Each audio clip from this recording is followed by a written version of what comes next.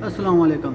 गल सुनाउण लगा तुहानूं जी, किसी दे कोई प्राहुणा टुर गया, जिस टाइम कोई प्राहुणा किसी दे घर टुर जाए तो उन्हें फिर सेवा सूवा चंगी करनी होंदी, गोश्त गाश्त बनाउणा होंदा।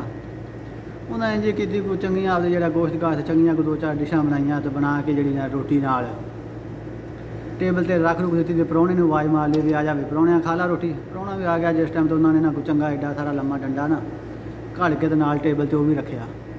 जिस टाइम प्राहुणा आया हुण रोटी खाण लगा तो उस वेख्या टेबल ते चंगा डंडा पिया। प्राहुणे ने रोटी तो हत्थ पछां कर लिया, उस आख्या मैं नहीं खानी। उन्हें आख्या क्यों?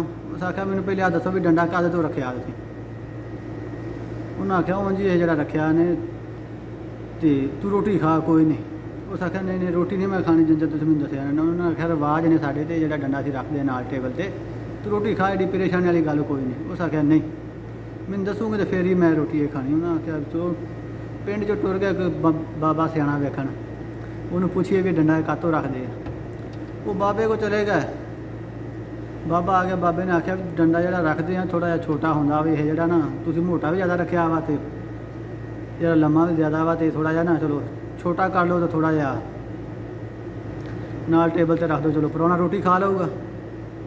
उन्हें आख्या ठीक है। जो उस टाइम उन्होंने कट के तो थोड़ा जिहा पतला ले आंदा तो प्राहुणे ने वेख्या ना, उस आख्या नहीं नहीं ये भी मेरे वजह ना, दिल चो डरिया भी रोटी जो मैं खा ली तो मेरे ते इन्होंने डंडा फेरना डरिया। उस आख्या ये भी वजह ना तो हड्डी पसली टुटनी जरूर आ। उस आख्या नहीं मैं नहीं खानी जिन्ने चिर मैनूं पूरी गल ना दसी। डंडा चलो छोटा कर लिया तो मेरा जरा ना कोई नहीं रोटी ना प्राहुणा खावे। उन्होंने और एक शोर घल दिता। उन्हें आख्या जाओ फलाने बाबे ने सद लिया, फलाने बाबे ने लिया। उस आख्या भी नहीं नहीं एडा लम्मा नहीं डंडा होंदा है, थोड़ा छोटा होंदा तो बरीक जी है ना छोटी जी है वो लिया। उन्होंने वो डंडा चक लिया, शमक जी रख ली। वो जिस टाइम वेखी ना शमक, वो रोटी में फेर हथ ला दी। उस आख्या जी ये शमक भी फिरी तो लाशा इन्हें भी पा देनिया वा, शमक जी टुटनी भी नहीं तो जान भी नहीं छुटनी। उस आख्या मैं नहीं रोटी खानी। उन्हें आख्या बड़े परेशान हो गए भी हम प्राहुणा आया रोटी भी नहीं खाता, ये भी माड़ी गल है जो इदा ही चला जाए। वो कोई बाबा 100 साल की उम्र तो टपया। उन्हें आख्या फलाना बंदा वा जा छोरा उन्होंने ले आ, मुंडे नूं घल दिता उन्होंने लैन जी। हूँ बाबे को तुर के मोटरसाइकिल बाबे ने बिठा लिया। बाबा आया, बाबे ने आके देखा भी, उन्हें आख्या भी प्राहुणा इदा इदा रोटी नहीं खाता, जो सोटी जी रखी असीं कोल तो इस तो डरिया वा।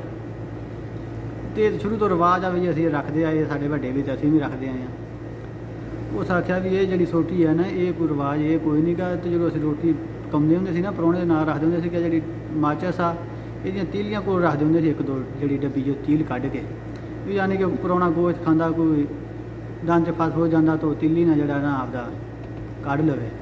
तो ये गल आ भी तुसीं हौली हौली जो तील तो ना माचिस दी तो हौली हौली सोटी बना ली, डंडा बना लिया, चंगा मुदकर बना लिया, तो प्राहुणे तो डरना ही डरना ना। ये इंज ही साडे कई भरा जिहड़े ना यार बेली आ, कोई गल किसी की हो जाए ना, कोई छोटी जी गल हो जाए तो उन्हें जी है ना गल किते दी किते पहुँचा देना। ये नहीं वेखना गल किहड़ी है, एक बंदे नूं गल सुनी उस आखना भी इंज होई है तो अगों गांह दी गांह किते दी किते गल एक पहुँचा देंदे आ। वो गल भाई पहले पूरी सुनिया करो, फिर अगले की गल गांह दी गांह पहुँचाया करो। ये हुण जिहड़ा मुआशरे साडे हाल होया वा, गल किसी का पता ही नहीं हुंदा, कोई इन्नी क दसदा ना अगे नाल इन्नी ला के होर दस दिंदे आ। वो डब्बी वाली मचासे वाली तील वाला हिसाब आ, जिहड़ी तील तो यानी डंडे ते ही लै गया। ये साडी हुण वाम दा हाल आ, जिहड़ी छोटी जी गल हुंदी है ना वो गांह दी गांह फिर अपने यारां दोस्तां दी रिश्तेदारां दी जिहदे भी जिद्दां जिद्दां सारिआं नूं पता ही हुण जो हिसाब किताब हो रिहा। इस तरह जिहड़ी ना गल किसी दी नहीं फैलाई दी हुंदी। ये माचिस वाली तील तो डंडा नहीं बनाईदा हुंदा।